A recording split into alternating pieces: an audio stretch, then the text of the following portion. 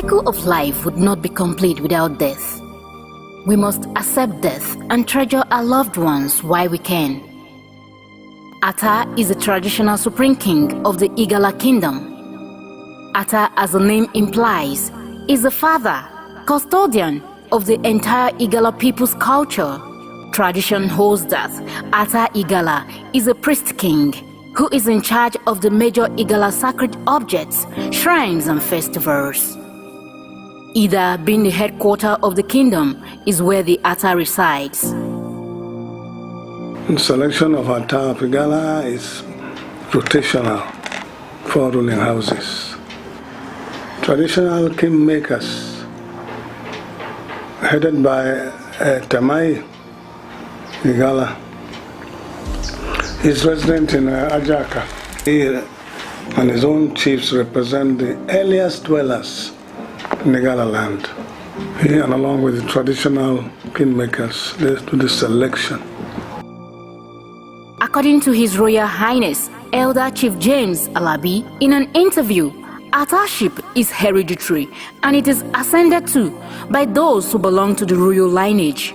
During coronation, Ata Igala is usually decorated with several attires and regale symbols which are of great significance. The Ata pictorial marks known as Ejubailu, interpreted as the eye that brings fear to another eye, is one of the most important symbols of power, which is used to scare enemies away. The royal crown is a symbol of supremacy. The royal umbrella, Unyali Ata, the royal beads, the sword, the stool that only the Ata Igala sits on. All these are symbols of Ata Igala's powers and authority. Ataship is done in succession. We have 4 ruling houses: the Ameh, Aduamacho, Idakwo, Aduakogu, and Aduocholi. When there's a demise of one Ata, it goes to the next ruling house. On the 27th of August 2020, a great icon in the person of His Royal Majesty Micheal, Idakwo, Ameh Oboni, the incumbent Ata Igala, passed on. His Royal Majesty was the son of the famous late Ameh Oboni, who reigned as the Ata of Igala Kingdom between 1946 and 1956. Micheal Idakwo Ameh Oboni II became the Ata Igala about 7 years ago, and he has been looked up to as an Ata that will relieve the memories of his late father, Ata Ameh Oboni, who is a supreme sacrifice for the honor of the Igala kingdom. Ameh Oboni of blessed memory, whom we call Ameh the Great, because he ranks very high in the whole hierarchy of Atas in terms of performance. He reigned for just 10 years. The Ata Micheal Idakwo Ameh Oboni, who's just gone on hunting expedition. The Ata doesn't die, but it's a spirit. He's gone to join his ancestors. He happens to be my cousin, because we are of Aduocholi dynasty, Aduocholi. They call him the Lord of the Niger.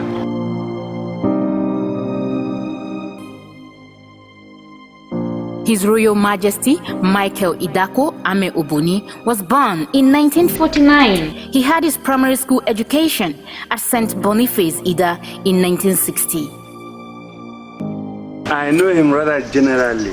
We attended the same primary school for a period, because I went to St. Boniface Catholic School at Ida, where he equally attended. He was my senior. Thereafter, he proceeded to St. Augustine College, Kaba, and graduated in 1967.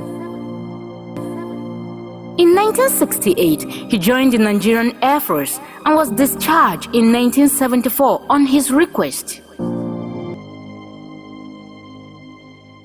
After leaving the Air Force, Ata Igala worked briefly at the Ministry of Lands in the then Old Kwara State as Land Inspection Officer.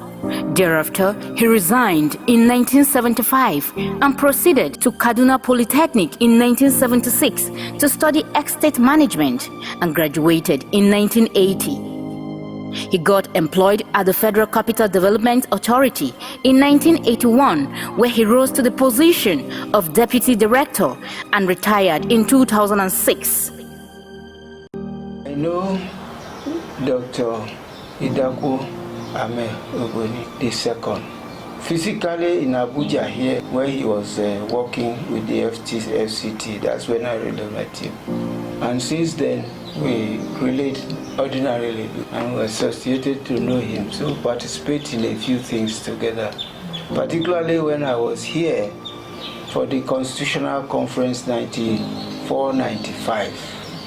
He was very much in the FTC administration and responsible to housing matters. And those of us who came for the conference, he was part of the team that organized us and gave us accommodation for the conference. A major milestone was attained in his blossoming career when he was nominated as the 26th Ata Igala.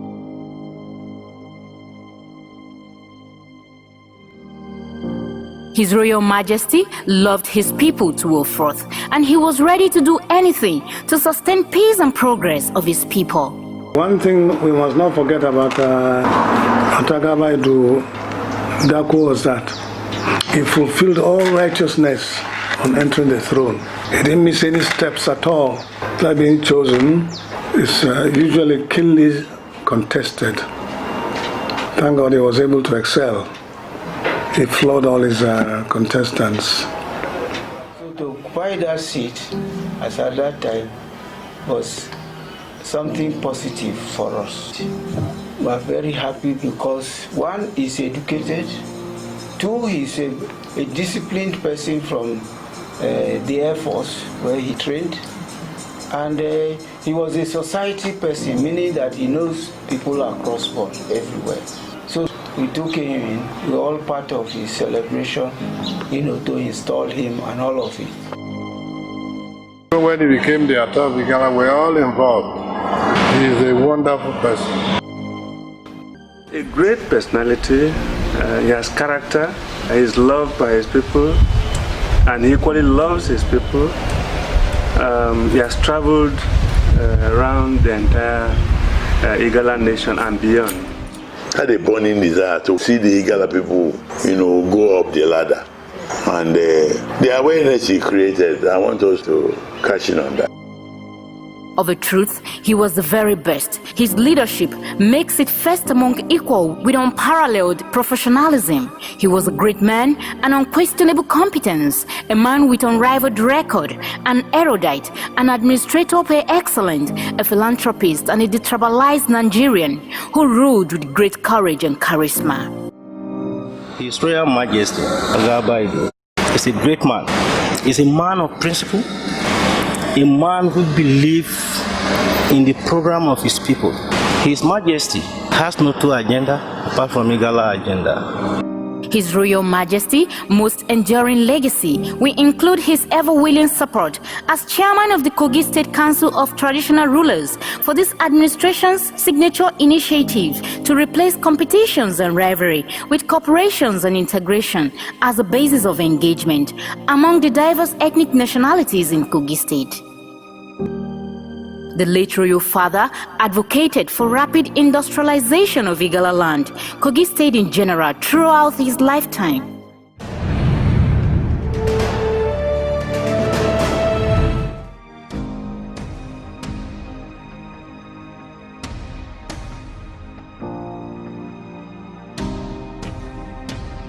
Igala land has been in darkness, seriously. We happen to be the 9th largest tribe in Nigeria, they say. But we haven't benefited from that number 9. He was trying to make Igala take his place in the committee of Nigerians. He was fighting to have all this back, what we've lost over the years. As Ata, he brought a number of reformations to the land. Under him, we've recorded tremendous achievements. What I call the religious balancing that he established in the palace and in Igala kingdom as a whole.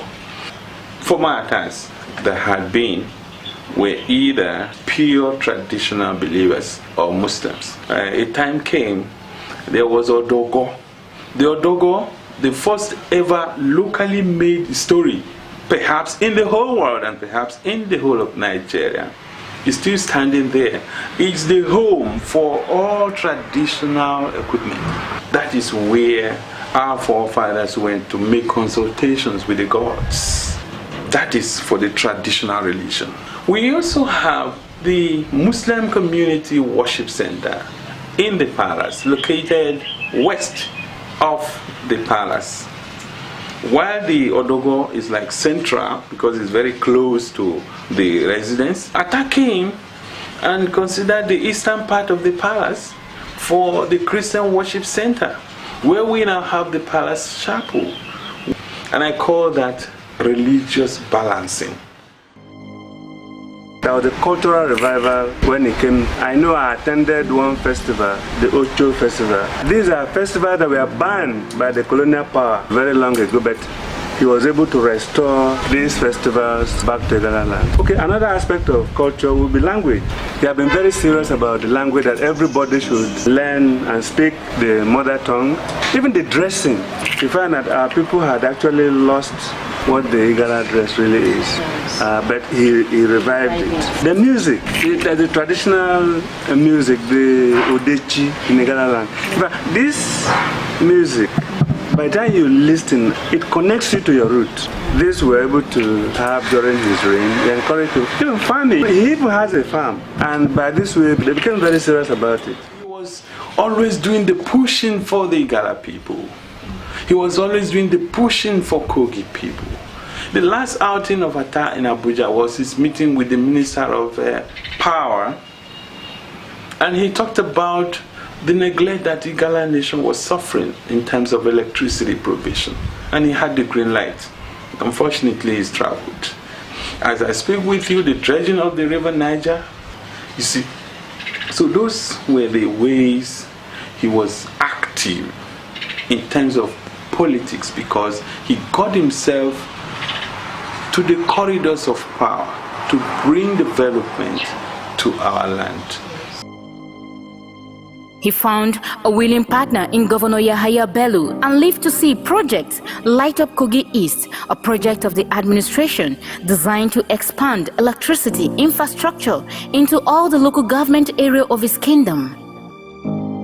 He will be greatly remembered for leading royal fathers across the state on a visit to His Excellency President Muhammadu Buhari on June 19, 2019, where they added their voices to the governors for urgent federal attention to some crucial needs in Kogi State then, such as disaster management, release of special funding, and provision of sundry infrastructures.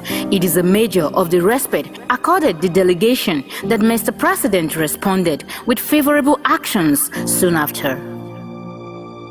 His Royal Majesty Micheal Idakwo, Ameh Oboni, was the first Atta in history to stay with one wife.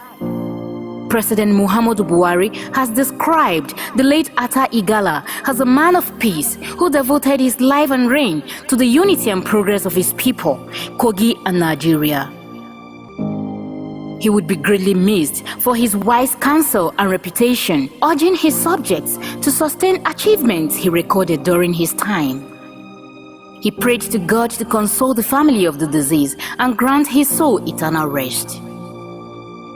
Mr. Kingsley, the Kogi State Commissioner for Information on behalf of the state government, described the late Atta Igala as a great king who was often ahead of his time and institution in thinking and taking action for the overall good of the state, a man who ruled with great courage and the fear of God, adding that all his actions and real decisions were for the common good of all. The Federal Capital Territory Minister of State, Dr. Ramatu Aliyu, in a condolence message described the monarch as a dedicated tutor and mentor who had inspired many in the discharge of his traditional duties. The minister said the late monarch was a true king who served his people with love and distinction. As it popularly said, death is not the greatest loss in life. The greatest lust is what dies inside us while we live. He was there for just about 7 years, but it is not the length of time really that matters. It's the impact that he had on the people. His lifetime and his legacy cannot be forgotten in a hurry. He has shaken the people of this country that there are ownership of the land. And he showed Igala people that yes, he is by tradition the leader, the captain, the custodian of whatever is Igala. His Royal Majesty Micheal Idakwo Ameh Oboni II has been a father for all. Not only me, the entire Igala in FCT, not only Igala, the entire other tribes of Nigeria in FCT. My advice is that anybody that takes over from him should try to achieve more, yes, and carry on with those things that he wanted to do. We should all be united and fight one cause. For the Igala race, I pray that we get off the shock. I pray that we are decisive in appointing the next person onto the throne, that the Igalas will begin or continue to speak in one voice, to hold up our heads in pride for what we were in the past and reincarnate what we should be now. If at a point we were the 8th largest tribe in Nigeria, where we are today is a sorry situation. We should see how we can pop back either to that position or scale ahead of it, because we have a lot to give and a lot to offer this country. He was blessed with a wife, children, grandchildren, and the Igala kingdom. We pray for love, peace, and progress as we console the family, the great people of Kogi State, and the Igala kingdom to be precise.